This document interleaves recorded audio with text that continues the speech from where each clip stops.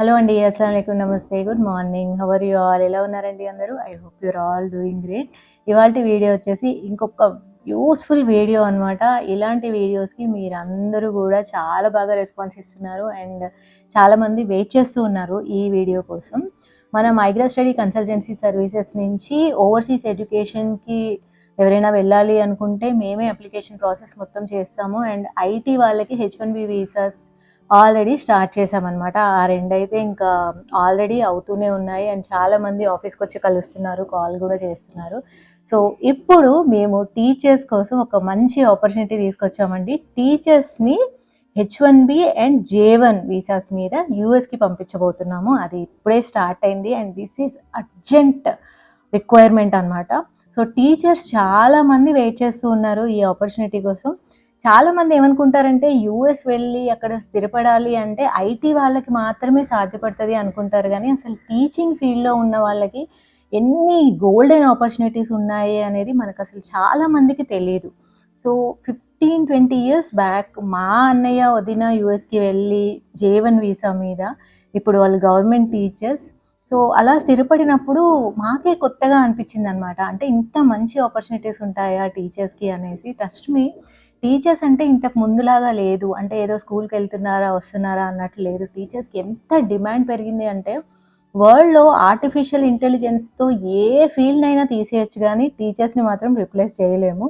So coming back to the topic, time waste చేయకుండా మీకు details అన్నీ చెప్తాను. వీడియో ఎక్కడ కూడా స్కిప్ చేయకుండా చూడండి. అండ్ మీకు ఇంకా యాజ్ యూజువల్ ఏ క్వశ్చన్ వచ్చినా కానీ నా ఫోన్ నెంబర్ ఇస్తున్నాను వీడియోలో, you can text me, WhatsApp చేయొచ్చు.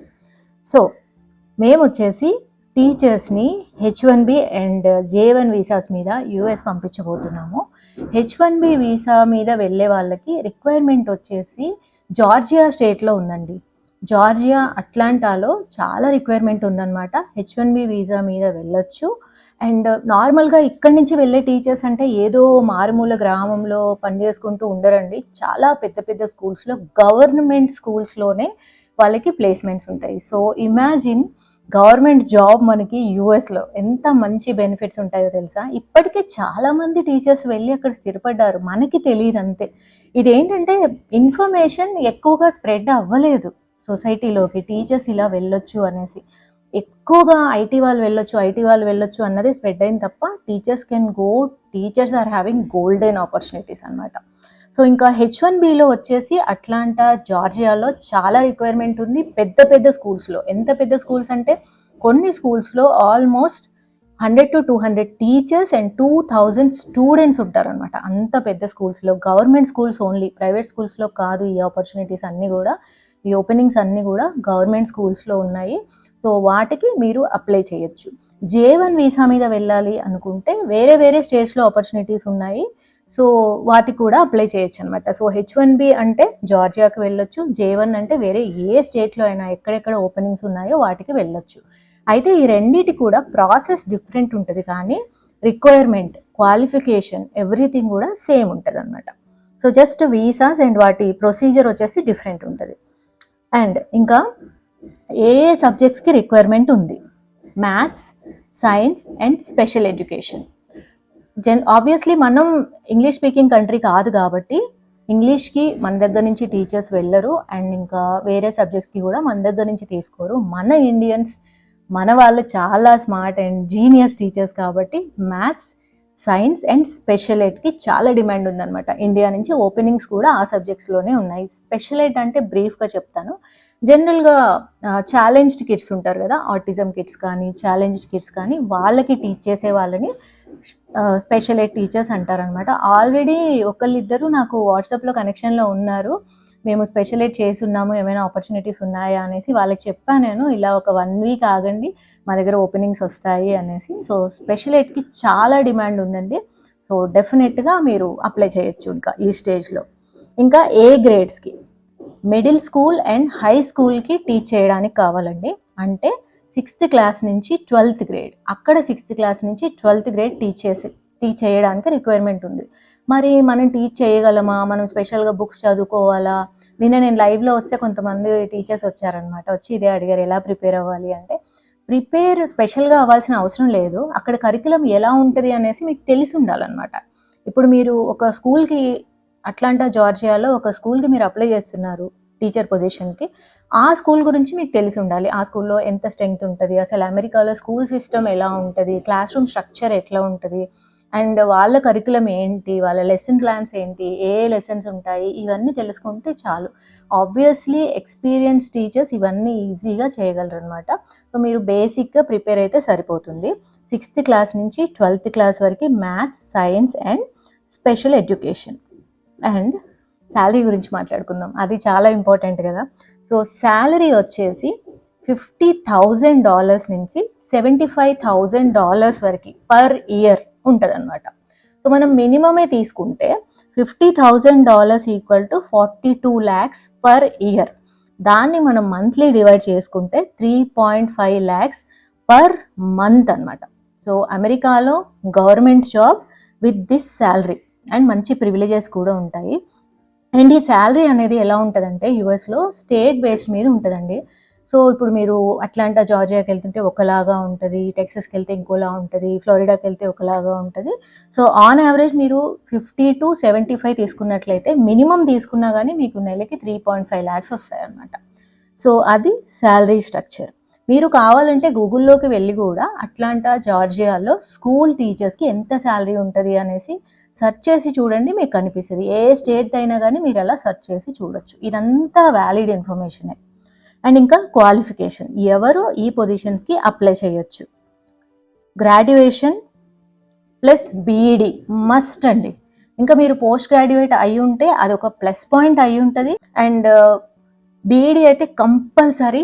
బీఈడి లేని వాళ్ళు అసలు అప్లై చేసినా కానీ ముందుకు వెళ్ళదన్నమాట అప్లికేషన్. సో వాళ్ళకి ఇంటర్నేషనల్గా టీచర్స్ని తీసుకోవాలి అంటే యూఎస్లో బీఈడి అనేది మినిమం రిక్వైర్మెంట్.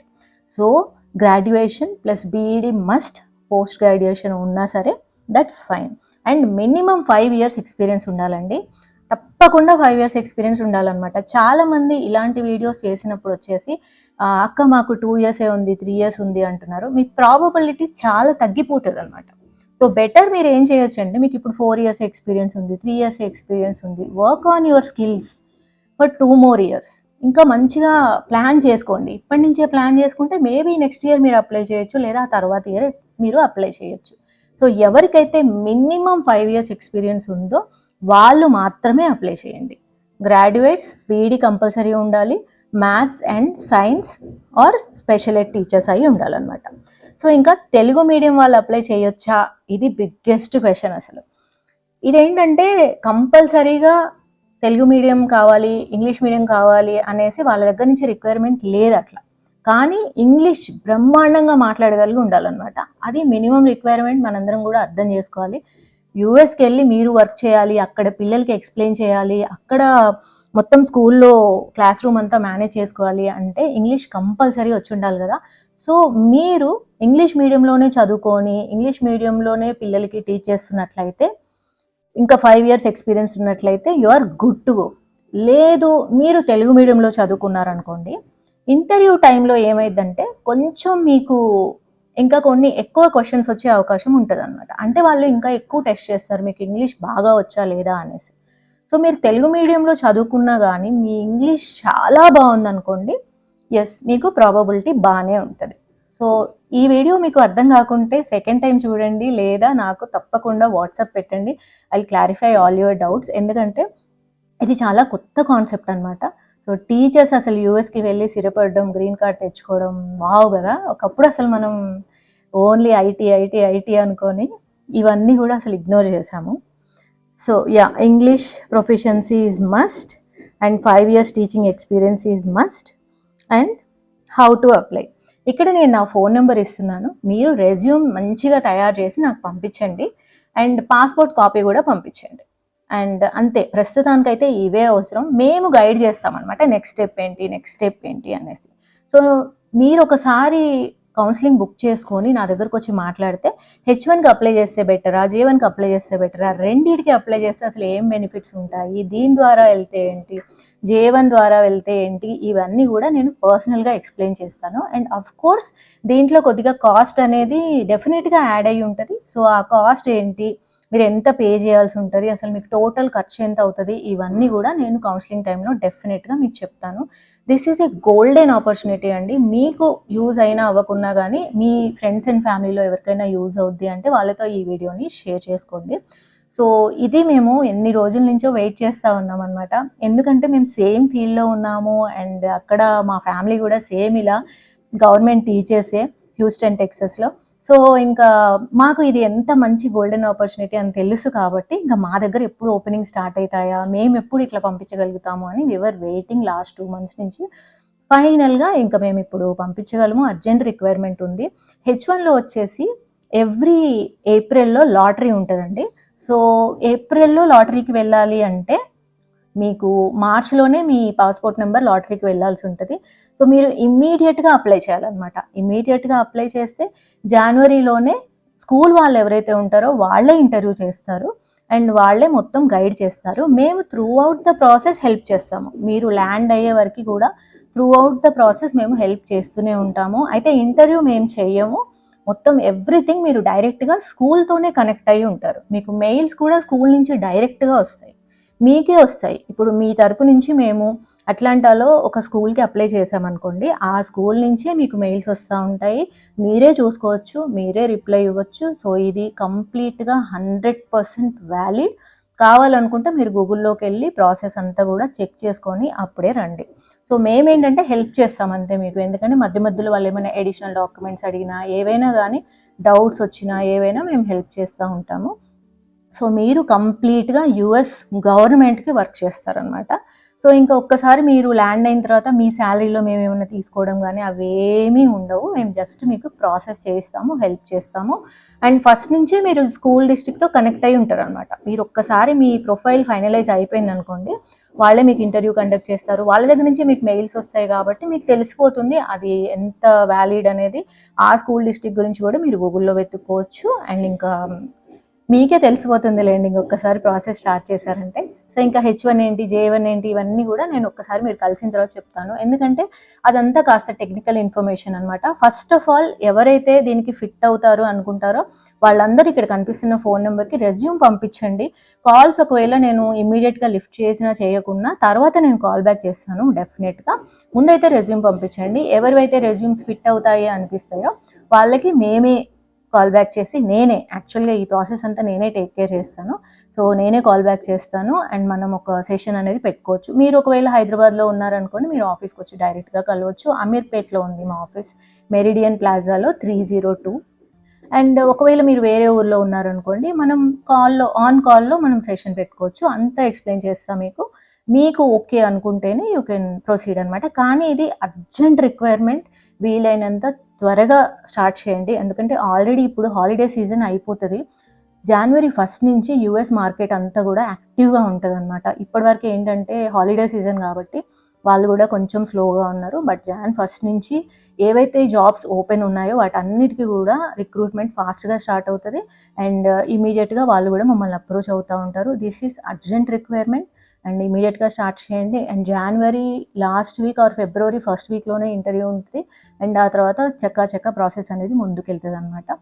సో ఓకే అండి, నేనైతే ఎప్పట్లానే మొత్తం ఇన్ఫర్మేషన్ ఇచ్చేసాను. రెజ్యూమ్స్తో వచ్చేసేయండి and ya we can talk later.